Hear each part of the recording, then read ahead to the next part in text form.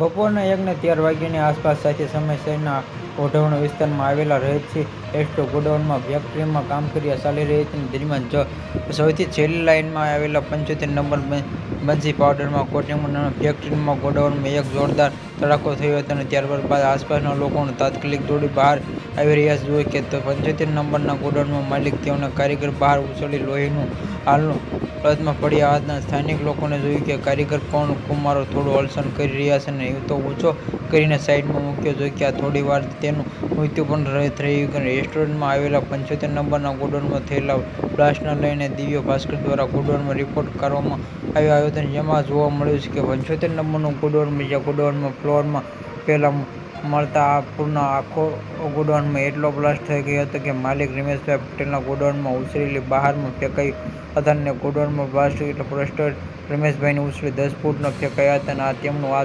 તેમનું માથું આખું સૂંધાઈ ગયું હતું અને તેમને એક સાથે શારીરિક અલગ થઈ દૂર પડ્યું હતું અને ગોડાઉનના માલિક સહિતના સ્થળો પર મોત ઉલ્લેખ થયો હતો. આ એસ્ટેટમાં બંસી પાવડર કોટિંગ નામની ફેક્ટરીમાં વિવિધ સાધનો કલર અને પાવડર કોટિંગ કરવામાં આવતું કોમ્પ્રેસર બોટલમાં આ કરવામાં આવતા કોમ્પ્રેસર પ્રેશરમાં થતા સિલિન્ડરમાં બ્લાસ્ટ થયો હતો અને બાદમાં આગ લાગી. આ જોયા થતાં ફાયર બ્રિગેડની 5 જેટલી ગાડીઓ તાત્કાલિક ઘટનાસ્થળે પહોંચી ગઈ હતી. ત્યારે આ ઘટના ગોડાઉનના માલિકમાં કામ કરતા તે કારીગરનું ઘટનાસ્થળે જ મોત થઈ ગયું હતું અને 3 લોકોને ઇજાગ્રસ્ત તાત્કાલિક સારવાર અર્થમાં નજીકની હોસ્પિટલ ખસેડવામાં આવ્યા છે.